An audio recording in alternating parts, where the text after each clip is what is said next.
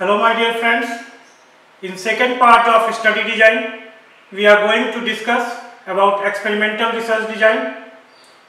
It is most scientific research design in which a set of variables is kept constant to measure other set of variables through experiments. This is classical scientific approach related with cause and effect relationship, that is, effects are result of certain causes. In this case, examination of effect of independent variable on the dependent variable is done, where independent variable is manipulated through treatment or intervention. Effects of those treatments or interventions are observed.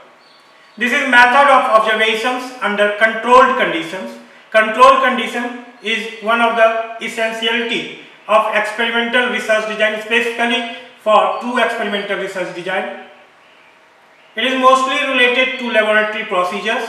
These research designs are involved with quantitative data. Experiments may be multivariate, means more than one independent variable are to be tested as age, sex, height, etc., with number of dependent variables to be counted as cholesterol level, hemoglobin, or many other objective parameters. Sadis, Cook and Campbell in a study in which an intervention is deliberately introduced to observe its effects.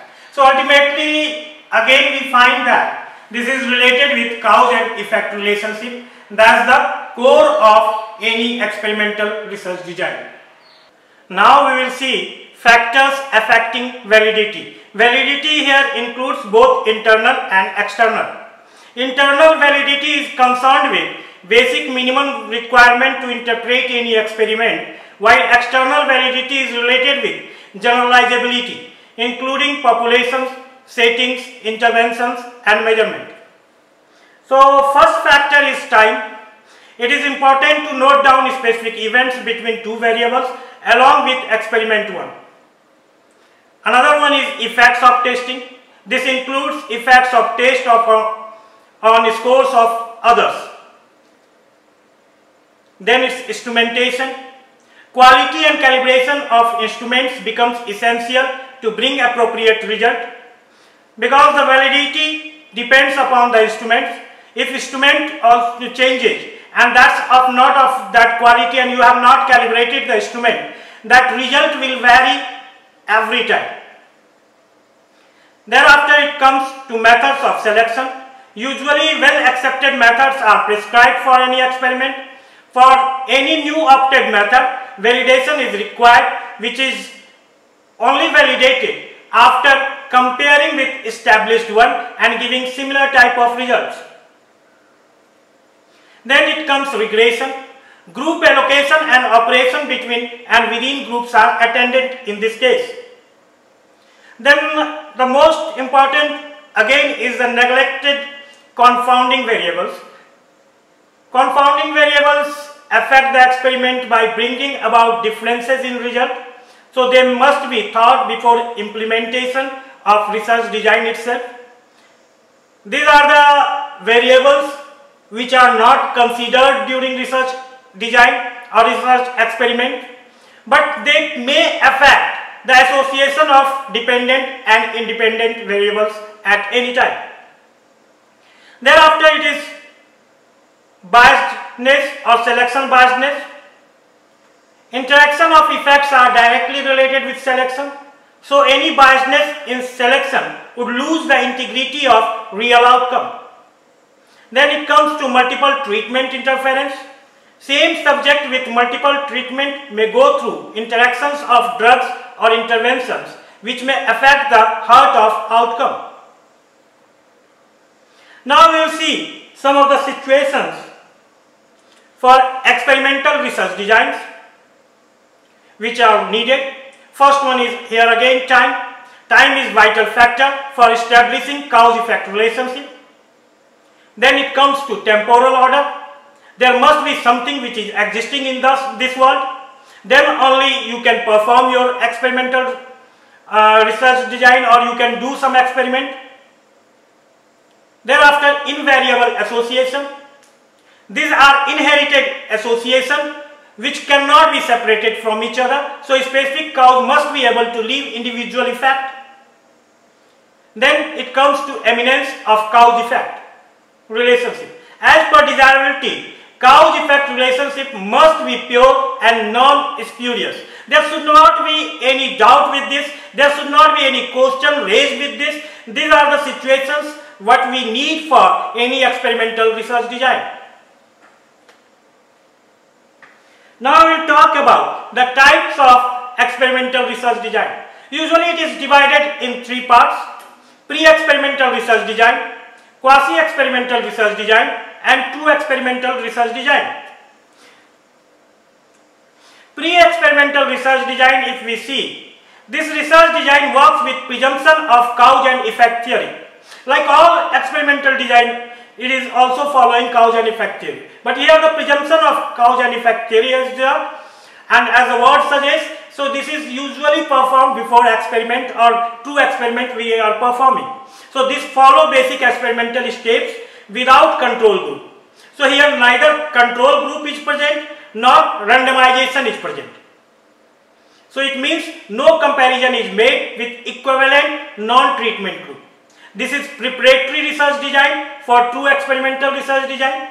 It means it is cost-effective method to check if any intervention qualify for true experimental research or not. Now we will see the types of pre-experimental research design. Basically we divide in three types. First one is one-shot case study, then it's one group pre-test, post-test study, then static group comparison. Now we'll see this one-shot case study. Here subjects of single group are presented with some type of treatment once, then outcome measures are applied. Here single group and treatment only one time. These are the 2 points are very important point. It is used to check whether treatment has any effect on outcome. It has it is having minimum reference point as control is absent. Such studies involve careful observation, testing, collection of data, etc. But in some cases they also invite misplaced precision. Without any comparison, it's hard to determine the level of improvement in this study due to intervention, as various factors may also be involved as immunity, etc. Then it comes to one group pre-test, post-test study. Pre-test means before test, post-test means after test. Means here test is involved with intervention or treatment. So first pre-test is done to measure baseline scores, then treatment is given, then deviation from baseline measures is recorded through post-test. So time is important factor suggested in this study, as on same day pre-test and post-tests are not done. Some of author argues about instrumentation decay or change of person while testing on 2 different days. These points goes against of this test. Even psychology represents if you are doing some psychological test. So here we will find that very good example is there on the same day if you have not done. So anxiety level of that person may vary. One person is 2 months anxious today. After 2-3 days that person may be relaxed. Due to any other reason maybe. Those are not studied in this case. Then it comes to static group comparison. In this study, one group receiving an intervention is compared with another group without intervention. So that comparison is based on post-test score. So that is used to measure the difference between 2 groups. This study design is used to compensate a control group. Biasness cannot be negated in this study. Suppose one person has got better recovery than another. Both are in 2 different groups. The example we can see in case of COVID-19. Suppose improvement due to hydroxychloroquine in one group is compared with another group without this. All other conditions are not studied in this case. like ventilator supports, immunity, etc. However, those are also important for improvement. So this is the drawback of this study design. Now we will come to second experimental research design, that's the quasi-experimental research design. The word quasi implies for apparently but not really, means seemingly. It resembles, resemblance is there. This research design resembles the experimental research, but it is not true experimental research. In this research design, although independent variables are manipulated, still participants are not assigned randomly to group. So in first case we have seen that neither of randomization was there nor of control group was there. Here control group is present but randomization is absent. So it does not eliminate confounding variables. Those variables, again I repeat that those variables which affect both independent and dependent variables but are not taken in consideration as in a study of impacts of exercise on we talk about weight loss, genetic regions and food intakes. These all are the examples of confounding variables.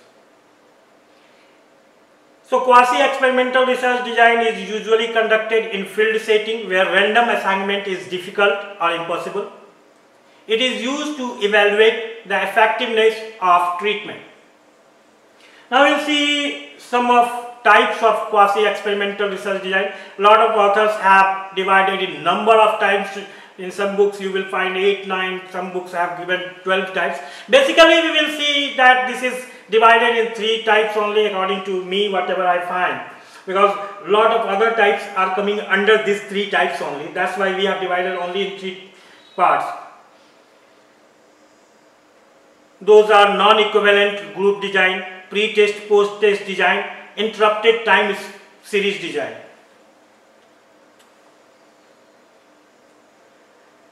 In non-equivalent group design, the word itself is suggesting that groups are not equivalent, means subjects are not assigned randomly, so dissimilarity lies in group. Usually treatment group is selected based on biasness and control group is selected based on convenience. So this is the region again where equivalency among the group or between the group is not present.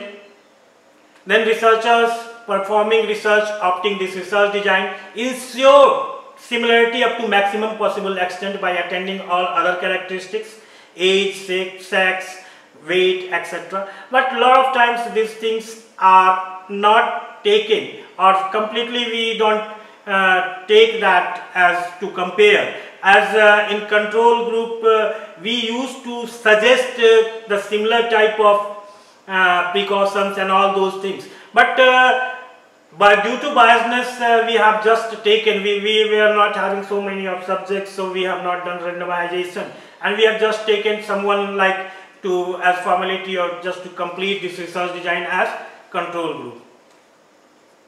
Then we will see pre-test, post-test design that differs from the pre-experimental, pre-test, post-test design. Here you will find control group is there. So here again same way changes in baseline measures are determined as dependent variables are measured before and after treatment. This is compared with control group.